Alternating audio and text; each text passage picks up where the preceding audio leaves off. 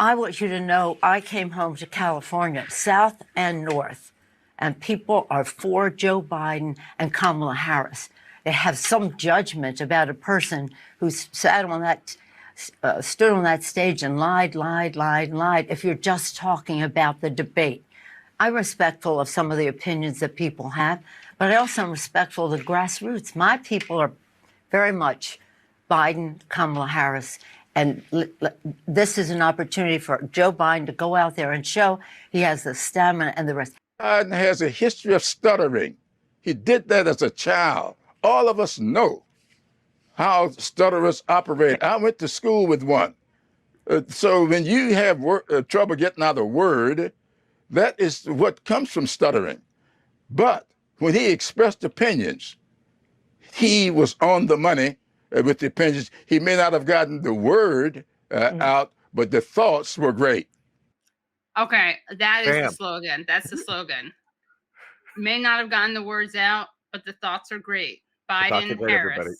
Thoughts are great. Biden, Harris. As you have obviously seen, there is a loud chorus of people that agree with a lot of what you just said, who were so alarmed by Biden's debate performance that they say it's time for him to drop out of the race. I want to read you just three from the pages of the New York Times editorial page. Tom Friedman said, to give America the greatest shot possible of deterring the Trump threat in November, the president has to come forward and declare that he will not be running for re-election and is releasing all of his delegates for the Democratic National Convention. The New York Times editorial board, to make a call for a new Democratic nominee this late in the campaign is a decision not taken lightly, but it reflects the scale and the seriousness of Mr. Trump's challenge to the values and institutions of this country and the inadequacy of Mr. Biden to confront them. And Maureen Dowd, another columnist, Biden is jeopardizing the democracy he says he wants to save. Now, these are all people who want to stop Donald Trump, not stop Joe Biden.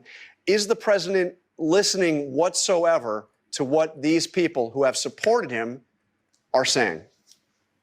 Look, John, the most important swing state is Pennsylvania. That's where I campaigned all day yesterday. And the most important newspaper in Pennsylvania is the Philadelphia Inquirer.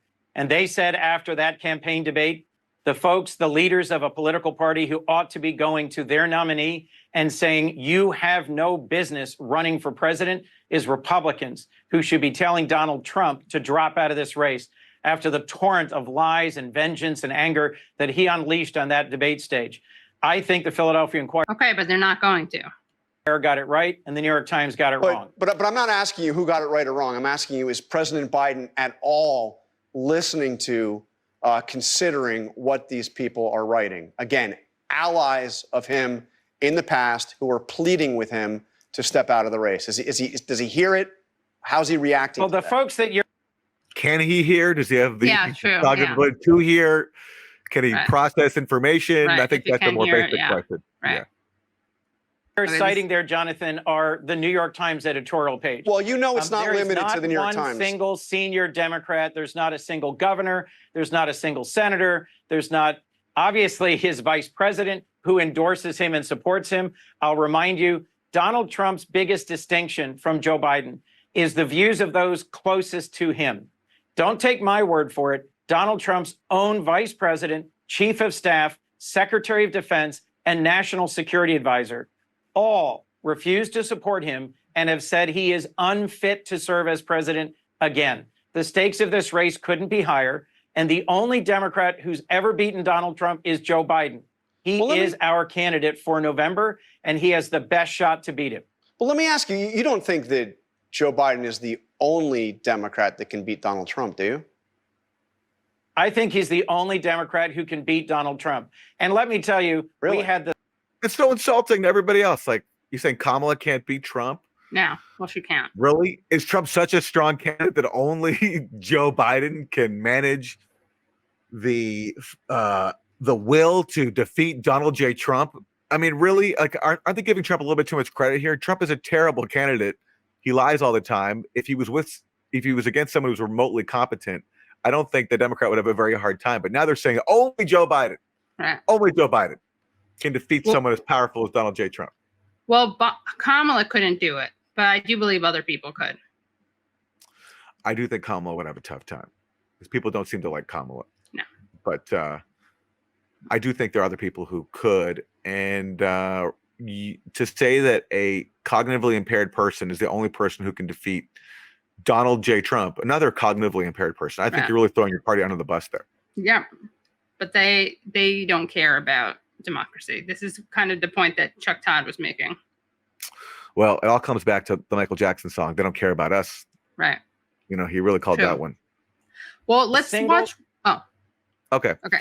Let's watch one more clip because I think what's interesting is Coons, Aaron's good friend and travel buddy, is basically saying that, it's just the New York Times who wants him to drop out. It's not like the people, and he points out no powerful Democrat, no governor, none of those people are calling for him to drop out.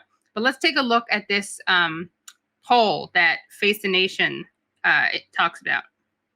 Begin this morning with reaction to the first presidential debate of 2024. Our polling unit asked voters how they view the candidates now, including their cognitive health. The results are not encouraging for the president. The number of voters who say President Biden has the cognitive ability to serve has dropped from 35% earlier this month to 27% after the debate. That's the lowest number since CBS began asking voters that question last September. Nearly 3/4 of all registered voters now say he shouldn't be running, and nearly half of Democrats say he shouldn't remain the nominee, an extraordinary number for an incumbent who didn't face a competitive primary. Breaking: most Americans oppose elder abuse. Right. That's huge news. The fact that the majority of people would oppose elder abuse and not want Joe Biden to be put forward as the president. But according to Chris Coons and his allies, it's all just the elite pundit class who don't recognize Joe Biden's vitality and his acuity. And unfortunately for them, the polls say otherwise. Actually, majority of people don't want to see a disjointed, out-to-lunch president being put forward as their candidate once again. Yeah. It would have been nice if John Carl had brought that up. But let's see. But there's more to this. We should also note that half of all voters also say former President Trump does not have the cognitive health to serve. Voters give former President Trump a significant edge, though, when asked which candidate explained his ideas clearly, inspired confidence, and appeared presidential. I mean, we really have it all here. We have an oligarchy. We have a gerontocracy.